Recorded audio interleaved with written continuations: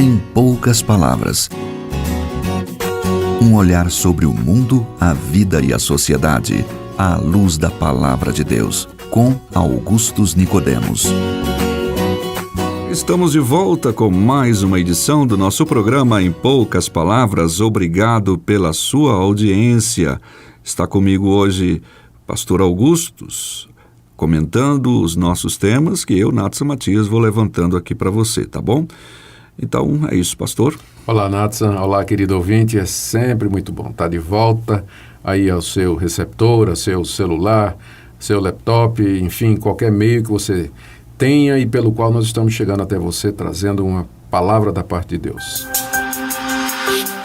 Bem, no passado, não apenas nos tempos bíblicos, mas na história do mundo em geral, sempre houve descrição de cristãos que foram perseguidos, mortos por causa da fé deles. A história fala de Inácio de Antioquia, atirado aos tigres, Policarpo, bispo de Esmirna, queimado vivo, Blandina, uma cristã que foi ferida por cães e touros ferozes, obrigada a sentar-se em chapas quentes por causa do nome de Cristo. Famílias inteiras de cristãos foram atiradas aos leões nas arenas romanas, sob o aplauso enfurecido do público. Por que essas pessoas foram tão duramente perseguidas? Que tipo de ameaça elas representavam? Os mártires cristãos é o tema do programa de hoje. Pastor Augustus, como é que podemos entender essa perseguição tamanha e o que isso significou para o crescimento da igreja até os dias de hoje? Nathan, essas perseguições tiveram origem no primeiro século e elas eram resultado de alguns fatores. Primeiro, o mundo era dominado pelo sistema romano, que tinha como cabeça, que tinha como líder, um César que se julgava o filho dos deuses. E que era objeto de adoração. Em cada uma das principais cidades das províncias dominadas pelo Império Romano, havia um templo dedicado a César, com uma estátua dele, e todo um esquema de sacerdotes para oferecer sacrifícios e queimar incenso e oblações ao César. Então, a religião imperial, ela era mandatória, ela era obrigatória para todas as nações que estavam debaixo do Império Romano. Quando o cristianismo surgiu, os cristãos começaram a se referir a Jesus Cristo como sendo o Kyrios, palavra grega para Senhor, e que é a mesma palavra que era usada para se referir ao César. E os cristãos, então, ao professar a sua crença em Jesus como o Senhor, com S maiúsculo, Kyrios, o Senhor do Universo, eles estavam, num certo sentido, dizendo que a autoridade de Jesus Cristo era superior à autoridade de César. Não é que eles eram maus cidadãos. Há várias passagens na Escritura, no Novo Testamento, em que o apóstolo Paulo orienta os cristãos a respeitar as autoridades, pagar os impostos, honrar. Então, não era uma questão de que os cristãos de rebeldia civil, não era nada disso. Eles apenas não adorariam, eles não se submeteriam ao decreto de adorar César, porque eles sabiam que só havia, na verdade, um que merecia adoração, que é o Deus que se revelou na pessoa de Jesus Cristo. Sim. Então, as primeiras perseguições, elas foram motivadas por conta disso. Não podemos esquecer que antes do Império Romano começar a perseguir os cristãos, quem primeiro os perseguiu foram os judeus. Os mesmos judeus que rejeitaram Jesus Cristo e o expuseram à morte diante das autoridades romanas, foram os mesmos que perseguiram seus discípulos. O livro de Atos relata do apedrejamento de Estevão, Exato. As perseguições contra o apóstolo Paulo e contra outros que saíam... o apóstolo Paulo, que inclusive também perseguiu o cristão. Antes dele ser um perseguido, ele era um perseguidor. E por que os judeus perseguiram os primeiros cristãos? Porque eles diziam que Jesus era o Messias esperado de Israel. Só que para os judeus isso era uma blasfêmia, porque Cristo morreu crucificado. E, de acordo com o Antigo Testamento, maldito todo aquele que for pendurado no madeiro. Então, a ideia de um Messias pendurado numa cruz era extremamente estranha, né? para o judeu. Agressivo. Né? E como aquele movimento estava se espalhando de que Jesus é o Messias, as autoridades judaicas em Jerusalém começaram uma campanha de silenciar os primeiros pregadores cristãos, os apóstolos, os evangelistas e assim por diante. E como eles não podiam, na verdade, executar a pena de morte, frequentemente eles apelavam para as autoridades romanas, dizendo que os cristãos afirmavam haver outro rei que não César. E às vezes as autoridades romanas se envolviam, às vezes não. Mas quando o cristianismo cresceu muito e começou a se tornar uma ameaça indireta, porque os cristãos nunca, de boa consciência, ameaçariam as autoridades, então os canhões do Império Romano começaram a se voltar contra os cristãos a partir de meados da década de 60, quando os cristãos foram acusados de terem provocado o incêndio de Roma, que, segundo as lendas aí, foi o próprio Nero que teria provocado e jogou a culpa nos cristãos como bode expiatório. A partir daí houve 9 grandes perseguições promovidas pelos imperadores romanos, até que finalmente, lá pelo século III e IV, Constantino, o imperador, ele não podendo mais resistir à força do cristianismo, porque até na sua família já havia cristãos, ele então decretou que no seu império o cristianismo seria aceito como religião oficial, aí fez batizar todo o exército dele, ele mesmo não se batizou, mas todo o exército dele, enfim. Mas esse foi um período de muita perseguição. Agora, eu queria te dizer o seguinte, Nadson, hoje, o número de cristãos perseguidos é muito maior do que naquela época. Então, no passado, o que significou, qual foi a importância disso para a igreja atual e como é que a gente relaciona isso hoje, né, atualmente? As perseguições hoje, elas são variadas, não é? Há uma perseguição que é por motivo religioso mesmo, em países onde a expressão de religião não existe, expressão religiosa, liberdade de religião não existe. Países como, por exemplo, a Coreia do Norte, ou países que têm uma religião única que é a mesma religião do Estado, como é o caso dos países islâmicos, onde, não todos, mas onde o cristianismo ou outras religiões não são permitidas. E aí, então, quem for pego professando o cristianismo, lendo a Bíblia ou dando testemunho de Cristo, está sujeito a ser preso, processado e, eventualmente, até ser assassinado. E há também essas perseguições feitas por grupos radicais islâmicos, não é, que têm consistentemente matado cristãos, colocado vídeos na internet.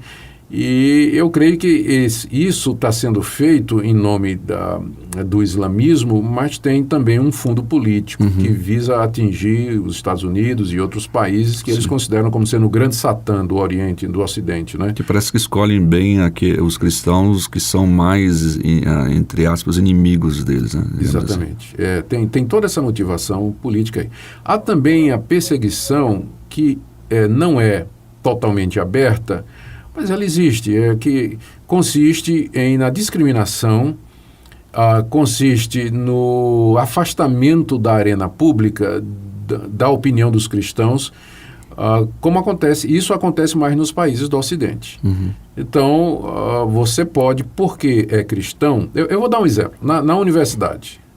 Se você é estudante de um mestrado, doutorado, e você quer fazer uma tese científica, uma dissertação, e que envolva algum aspecto do cristianismo, você vai sofrer, você vai enfrentar dificuldades, especialmente se na sua banca não houver nenhum professor que seja cristão.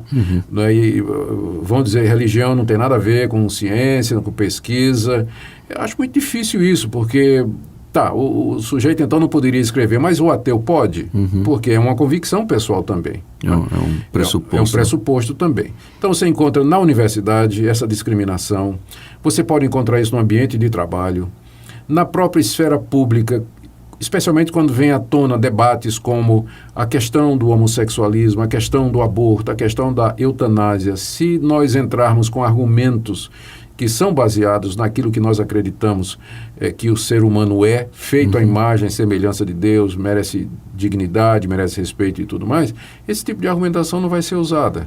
Mesmo se essa argumentação tiver base científica e tal, mas se for levantada por um cristão, eles vão, no caso, relacionar isso meramente com religião. Exatamente. Então, o cristianismo vem sendo expulso da arena pública, do debate público e político. Em nome de uma laicidade do Estado que para mim, é equivocada. O Estado é laico significa que ele não protege religião nenhuma, mas Estado laico não é Estado ateu, né, que se levanta contra a expressão de liberdade de expressão, liberdade de religião e assim por diante. Agora há um outro aspecto nessa questão da perseguição, Nathan, que eu acho que eu preciso explicar. O apóstolo Pedro, na sua primeira carta, ele escreve aos seus leitores de que ele diz mais ou menos assim: nenhum de vós sofra por ser malfeitor, maldizente ou como quem se mete nos negócios alheios. Nós, cristãos, temos, por causa do passado nosso de mártires, uma história que nós honramos e nos lembramos, existe essa síndrome e essa tentação de vitimização toda vez que o cidadão sofre. O evangélico está sofrendo, ele acha que já é perseguição religiosa. Eu vou dar um exemplo. Já encontrei gente que chega dizendo: pastor, estou sendo discriminado no meu trabalho porque eu sou evangélico, porque eu sou cristão. Aí quando eu vou investigar mais a fundo, aí o que é que eu descubro? Que o cidadão chega atrasado, que ele é um péssimo funcionário, e aí ele acha que está sofrendo por amor a Cristo, não é? Porque está sofrendo por merecer, né? Sofrendo por merecer, não é? Então, hoje, infelizmente eu vou ter que dizer isso, eu acredito que no Brasil hoje, boa parte da hostilidade que existe contra os evangélicos é por falta de sabedoria, de discernimento, de saber colocar as coisas de gente que diz que nos representa na arena pública, sim, no Senado, na Câmara. Deputados e senadores, às vezes em nome dos evangélicos, eles entram em guerra cultural com setores da sociedade que não é nosso feitio fazer. E aí começa a retaliação, e aí vem a perseguição, aí vai dizer que está sofrendo por amor a Cristo. Não sei se está sofrendo por amor a Cristo. Às vezes está sofrendo porque é bruto, é rude, discriminou mesmo. Desonesto. E aí vão confundir isso com ser perseguido por amor a Cristo. Paciência, né? Nós temos que manter as coisas distintas. Mas que há perseguição hoje no mundo todo contra o cristianismo, não tem dúvida. Aquele famoso articulista da Veja, o Reinaldo Azevedo, ele cunhou um termo chamado cristofobia. Sim, eu cheguei a ler isso. Chegou a ler isso aí, não é? Em que ele chama de cristofobia esse ódio aos cristãos que vem se espalhando pelo mundo.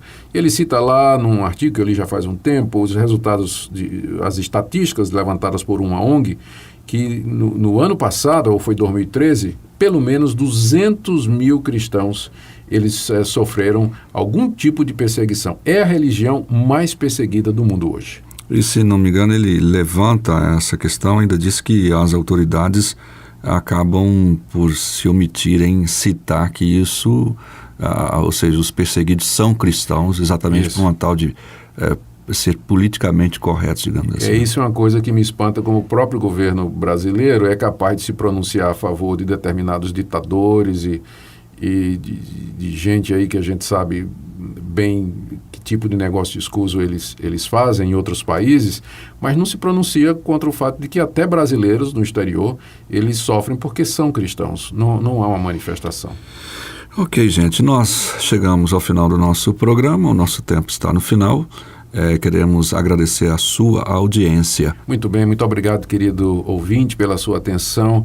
E pense nisso, antes de você dizer que você está sendo um mártir, que está sofrendo realmente por causa de Cristo, examine se o que você está sofrendo não é resultado de maledicência, de desonestidade ou de qualquer conduta que você acabou cometendo e que trouxe isso sobre você. Até o próximo programa.